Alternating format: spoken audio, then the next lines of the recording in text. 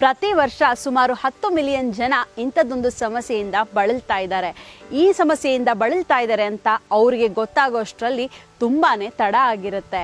ಹಾಗೆಯೇ ಅದರಿಂದ ಉಂಟಾಗುವಂತಹ ಸಮಸ್ಯೆಗಳನ್ನು ಕೂಡ ಅವರು ಎದುರಿಸಲಿಕ್ಕೆ ತುಂಬಾ ಕಷ್ಟಪಡ್ತಿರ್ತಾರೆ.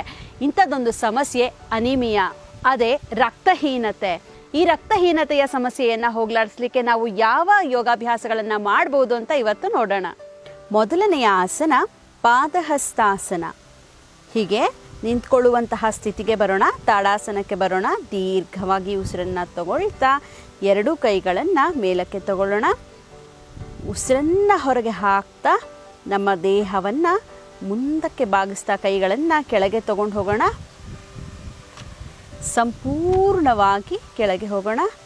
ಇದೇ ಭಂಗಿಯಲ್ಲಿ ಸುಮಾರು 10 ರಿಂದ 20 ಸೆಕೆಂಡುಗಳ ಕಾಲ ವಿರಮಿಸೋಣ. ಸಹಜವಾದ ಉಸಿರಾಟ